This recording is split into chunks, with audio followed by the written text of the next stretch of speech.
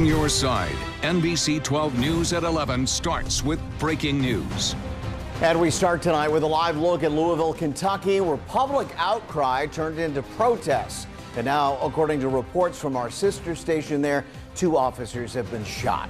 Now, of course, this is all in the wake of the grand jury's ruling today, bringing no charges against police for the killing of Breonna Taylor. Now, in Richmond tonight, protesters have taken to the streets. You are looking at a live look from our crews.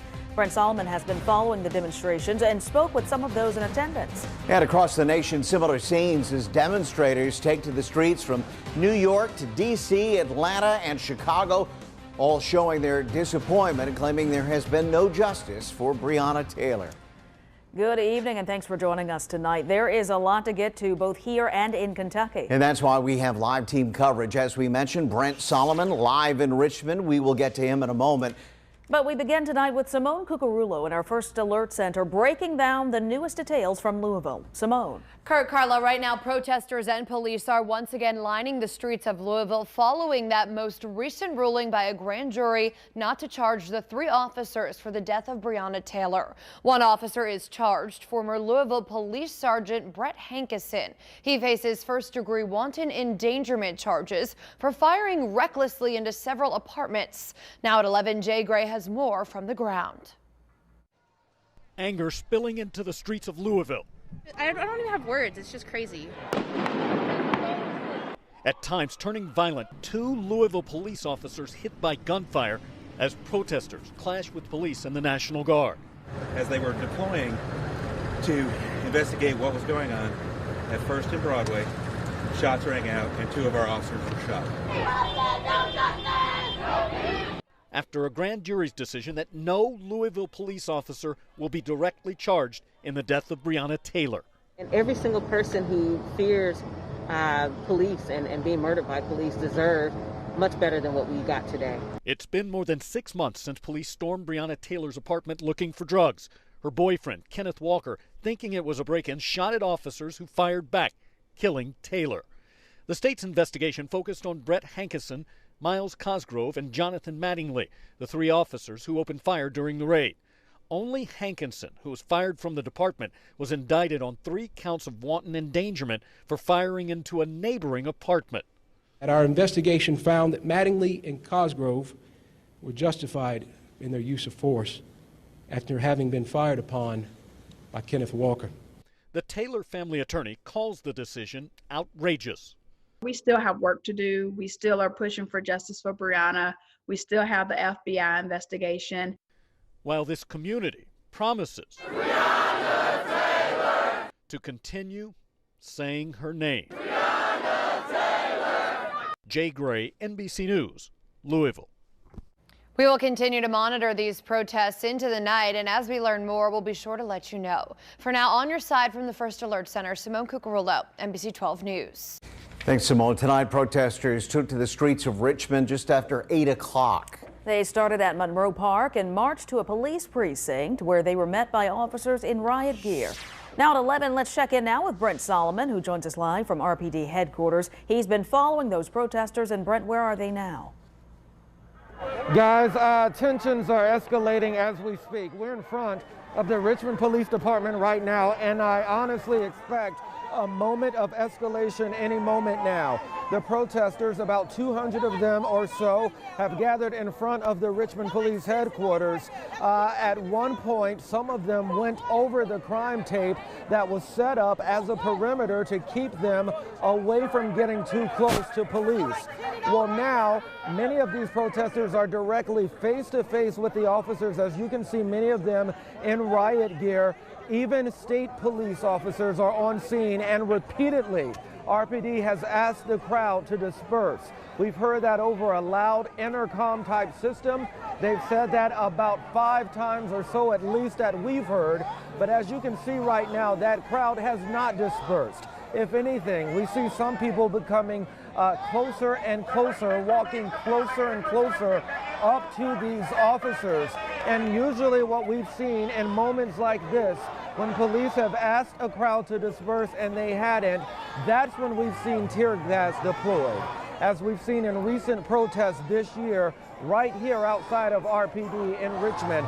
And so quite frankly, honestly, I would expect, anticipate, and predict that that could be the case any moment now here at RPD headquarters. If you listen now, you could hear over the system, we've requested that you move back immediately. I see some protesters here even speaking in a megaphone, speaking back at police. Many of them are angry, of course, over the outcome in the Breonna Taylor case. I did speak with some folks earlier today who have been very active in the Richmond protests to get their reaction about what happened with no police officers being charged in the death of Breonna Taylor. I believe we have that package. If we're ready, we'll go ahead and cue that now to let you hear what they were saying. Taylor Maloney and Jewel Jordan have been part of recent Richmond protests calling for racial justice and the arrest of the officers involved in Breonna Taylor's death. All of that, you know, just for her to be paid dust and her family to get money for a wrongful death, you know, lawsuit, but then them say that there was no wrongful death in the court ruling. When I first heard about it, my friend contacted me and said, hey, how are you doing? And I'm like, you know what? Numb. Because I heard the verdict and I just went right back to work. And then over time, as we all collectively, and it was black women contacting each other, literally saying, how are you doing today?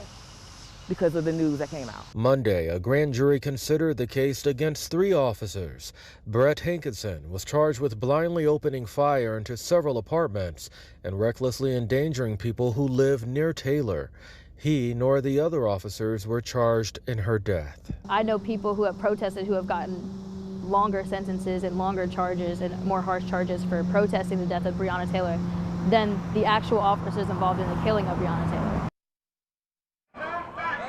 All right, let's go ahead and take you back live now out front of RPD headquarters. Again, that announcement continues to be played loudly over the intercom system. I've heard it at least 3 more times, but as you can see, the crowd stays in place.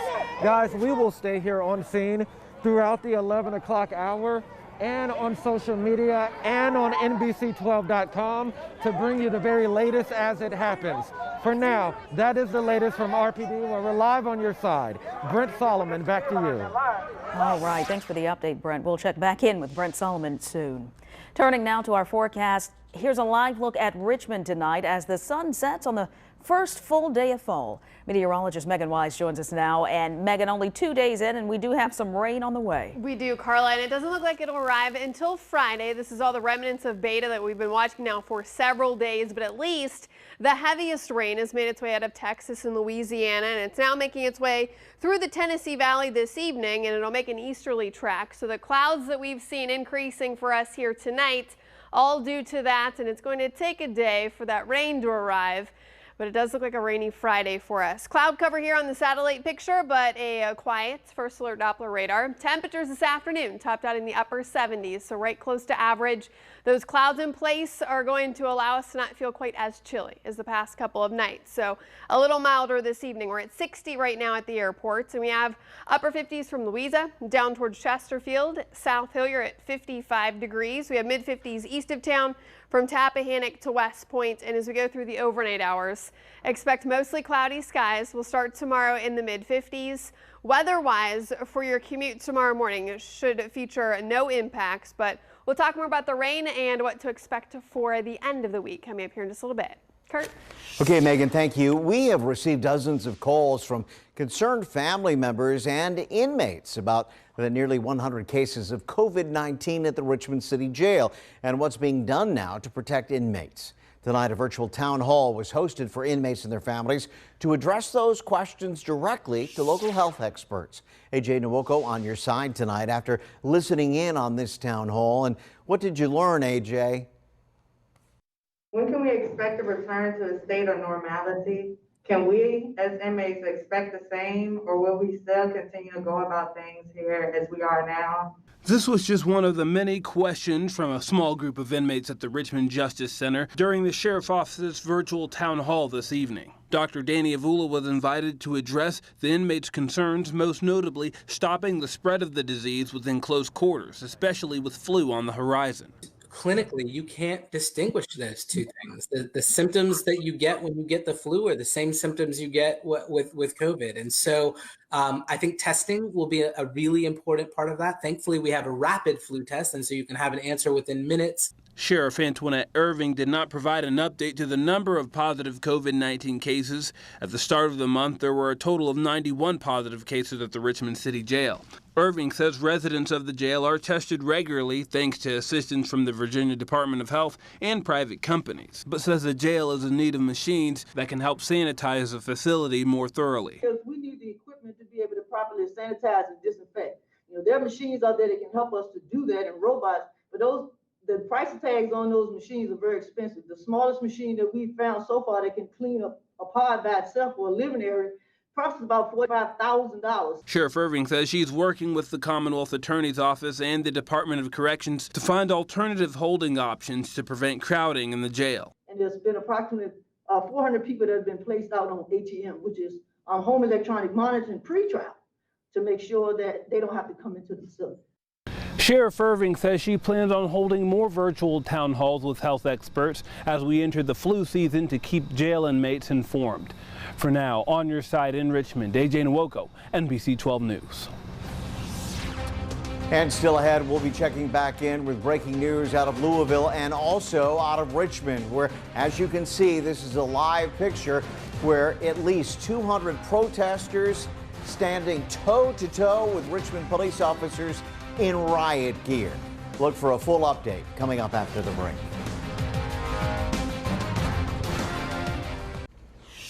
We continue to follow that breaking news for you out of the city of Richmond tonight.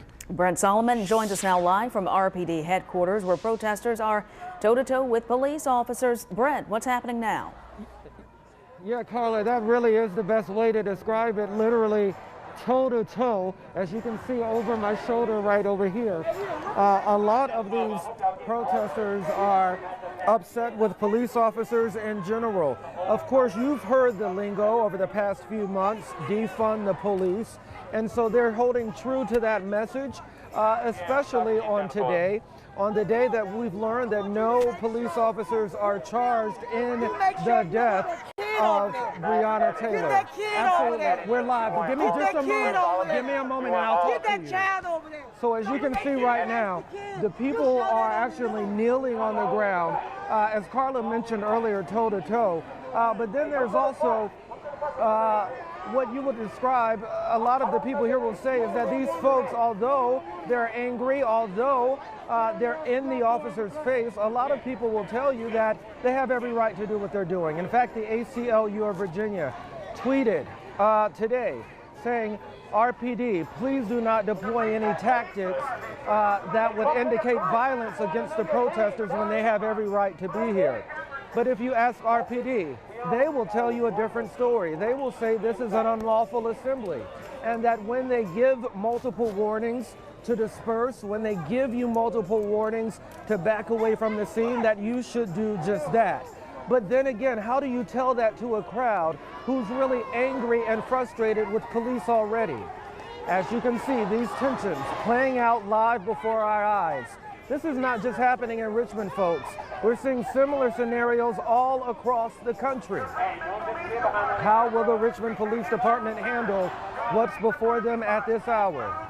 Only time will tell. Of course, we'll be here as we've been bringing you updates by the minute. We'll continue to stay on this very scene so that we can get you the very latest as soon as it happens. For now, we're live. Brent Solomon, let's send it back to you. Okay, Brent, and we will continue to monitor the situation, and as things develop in downtown Richmond, we'll take you there live. Thanks. Accurate, reliable, breaking weather specialists. This is NBC 12 First Alert Weather. Well, we've seen some clouds move in as we went through the evening tonight, and that'll be the theme as we go throughout the entire day tomorrow. Doesn't look like much in the way of any rain until Friday. Rain, though, looking likely starting in the morning, and it looks to continue through about the duration of Friday. So have your rain gear handy, and it moves out. It looks like early Saturday morning we could be left with a few lingering showers. But Friday certainly the wettest day that we're going to have out of the weekend. And this is the batch of rain that we're watching. This is all the remnants of beta that we've been watching now for the past several days.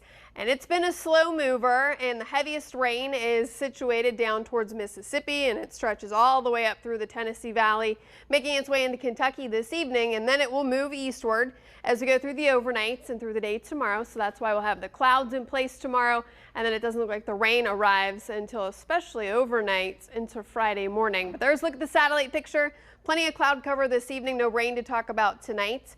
Temperature-wise, most of our neighborhoods in the mid-50s, and that's where we'll start tomorrow morning. So not as chilly, not expecting any 40s as you make your way out the door. But hour by hour tomorrow, can't rule out just an isolated shower in the afternoon, but most of us do look to stay dry as we make our way through the day tomorrow. Temperatures similar to today as far as afternoon highs. We'll be right back close to average in the upper 70s.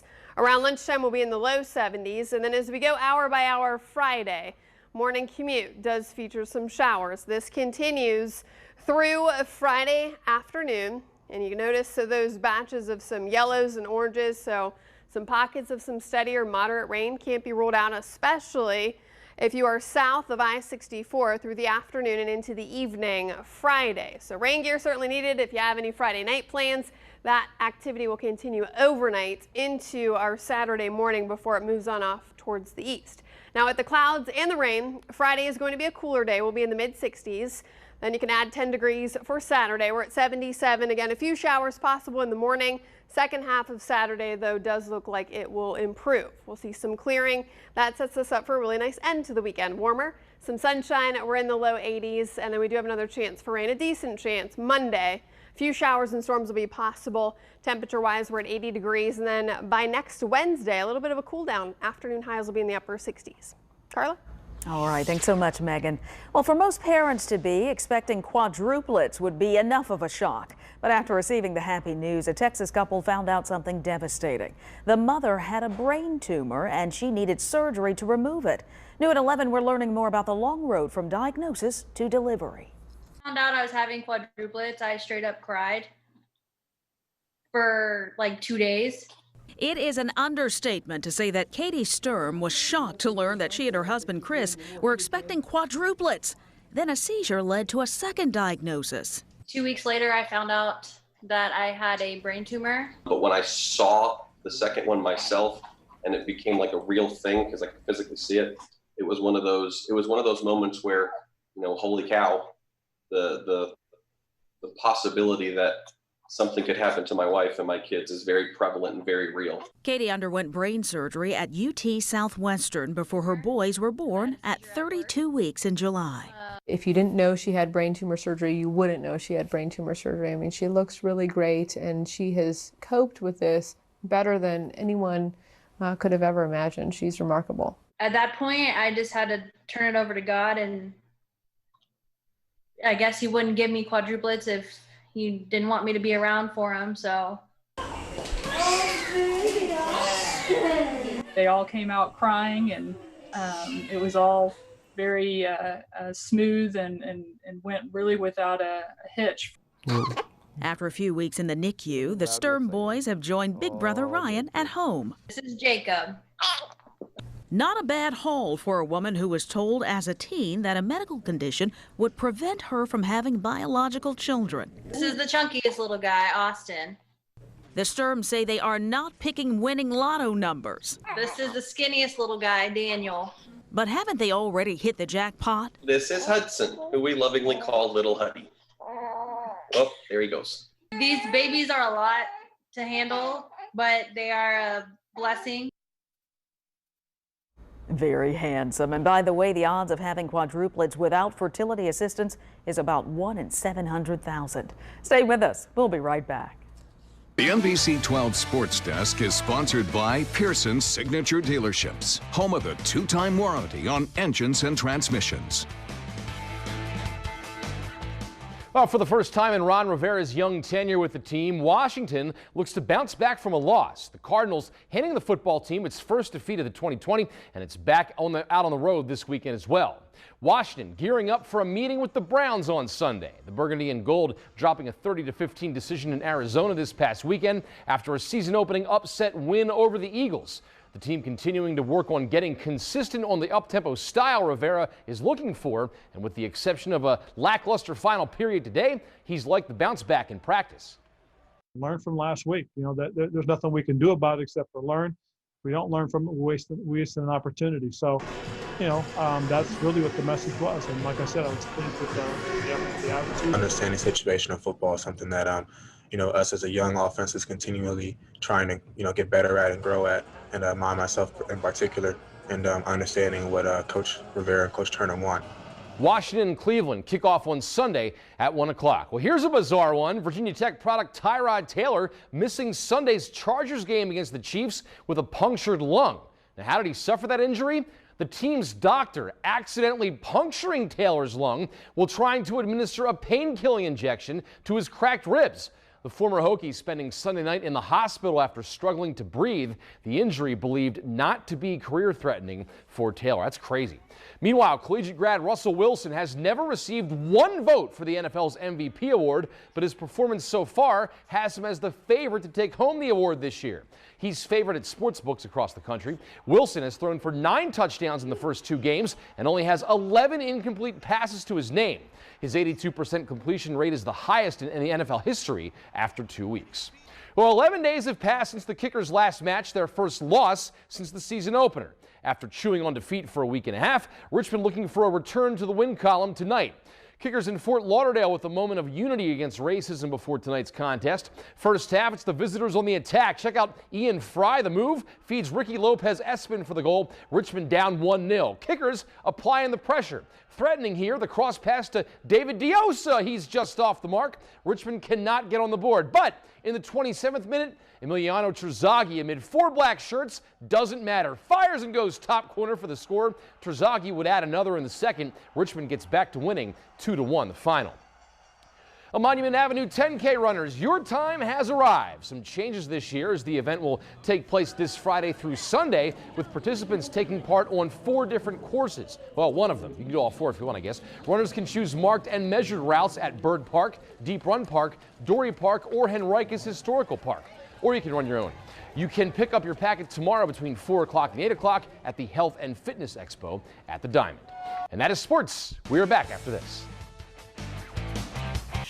We continue to follow that breaking news out of Richmond, where demonstrations continue. That's right. Brent Solomon joins us now live from RPD. He's been there all evening long. And Brent, it looks like things continue to look tense between officers and protesters. You're right, Carla. It's really that moment, guys, of anticipation where I think everyone here in the crowd, both the protesters and even the police officers here, are waiting to see exactly what will happen. If you take a look over my shoulder right now, you can see officers even on top of the parking deck here. They're really scoured all across RPD headquarters. And so are the protesters. And earlier we used the words toe and toe to describe it. They're really inching closer towards officers despite numerous warnings to disperse. I think by this point, we've heard that warning come over the intercom system about 15 times or so. Again, Virginia State Police here in solidarity with the Richmond Police Department as they are definitely meeting some resistance at this hour. You can see officers have their riot gear. And I even hear now at this point, it sounds like an airplane of some sort, a drone even, thank you, scouring by the sky right now. So again, there's only so much time we have in the 11 o'clock news, but stay with us online because as soon as any type of activity happens here, we're going to be the first to send it out to you. But for now, that is the very latest. In Richmond, live on your side, Brent Solomon, back to you. All right, thanks so much for the updates, Brent, and stay safe. And that'll do it for us tonight at 11. And of course, anything that happens tonight, look for updates bright and early at 4:30 a.m. on 12 News Today. We're back tomorrow. See you then.